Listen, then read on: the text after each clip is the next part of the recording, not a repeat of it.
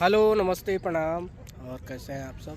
उम्मीद कर रहे हैं जो जहाँ भी होंगे स्वस्थ होंगे, मस्त होंगे। और आज हम ये दिल्ली का क्रिकेट मैदान है, उधर क्रिकेट भी हो रहा है और हमारे साथ अभी बहुत सारे लोग हैं। सबको बारी बारी से आप लोगों को परिचय कराएंगे, दिखाएंगे, वीडियो में बने रहिए। और ये देखिए, इधर महेश जी हैं, ये देखिए हम लोग क्या कर रहा है। उधर परदेसी जी है, इधर सूरज जी है। और आज बोलिए। आज हमने आए रहे थे मैच खेले, तो मैच 5,000 रुपये जीतनी है सन। 5,000 अकाउंट पर मैच चल रहा था भाई लोग क्या झाड़ी के मीट आओ 5,000 जीतनी सन। चंपारण मीट हाउस तो हांडी के मीट आयल था 1 किलो बाइन सन। हमने 4 गो सवांग अपन बाइन सन ये घर के पचावे खातिर हमने गई कोला रखले मानी सन। हाँ रेड ब्लू फिर से पानी के बोतल में मस्ती हो रहा है। एक बोतल बा, यहाँ बोतल का सब मैंने गांव के अंदाज में बानी सब। हाँ, वीआईपी माने गांव का तो पूरा गांव बा हमनी के। दिल्ली कौन हमनी के थोड़े अगल बगल में मैंने साफ देखा था नहीं लोकेशन साफ गाँव के नज़ारे में बानी सामने। ये देखिए साफ राकेश ना होला हमनी गांव में जब पार्टी करे थे 1 जनवरी के ना सेम हुआ तो हम या तो जे पिकनिक मनावे आइल बानी। पिकनिक मना लेंगे 1 जनवरी 2025 हमने अभी मना लेने सन। हां, मीट तो गजब है भाई। मीट ठीक बा।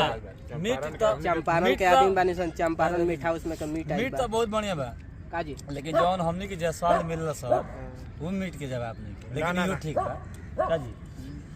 तो हमनी के बिहार हो। चंपारण के आदमी बानी सन। चंपारण मीट हाउस में से मीट आइल बा हांडी के। देखो हांडी बा, कोक बा, आई रोटी के भी जोड़ा नहीं के। रोटी भी बड़ी मस्त भाई। आप साग लखा साग खाली, सलाद, प्याज, सबके व्यवस्था बा। भरपूर एंजॉय हो रहा बा।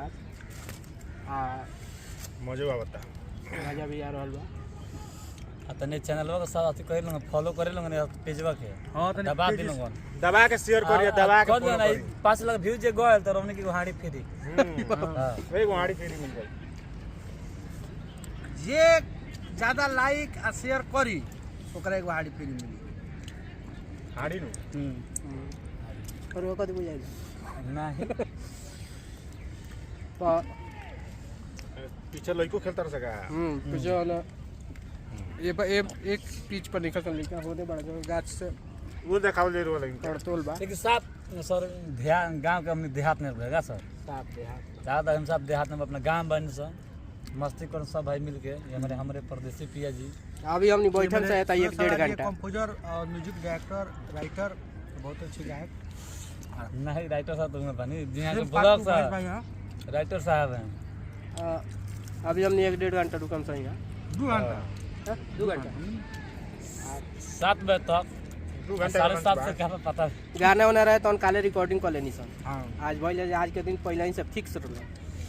तो जीवन में का बा महाराज खइले पीले बर हाथ बा मर गेले बर के उ साथ थोड़े बा।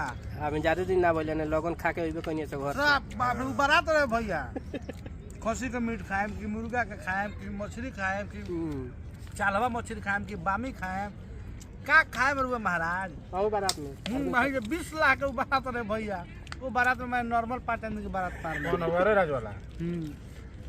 चलिए अच्छा हमने क्या बारात से कम नहीं हमने का जी। बारात से कम बा हमनी के पार्टी में। बताएं दिल्ली में आके हमने के गांव के मजा लें सर कम बस सर चांदी के प्लेट में। और देखी तो मजा सब के थोड़े और देखिए रेड बुल दिखाई तो नहीं। रेड बुल तो बढ़ले बा। बताएं ये पानी देखी तो पानी 4-5 बोतल पानी खाली गिरता। तो चलिए आप सब प्यार आशीर्वाद दी। गाना तमाम एंजॉय करी, हमनी के एंजॉय करता नहीं सर। हां, तमाम गाना आ रहल बा परदेसी जी के, महेश जी के, सूरज हां सूरज जी के लगातार गाना आई गाना के टेंशन मत लीजिए। प्यार आशीर्वाद दी। एंजॉय करी चलिए वीडियो के शेयर गाना कर दें। बजाना जीवन होता है। लाइक करिए, फॉलो करिए एकदम हाँ, दबा जय के। हो।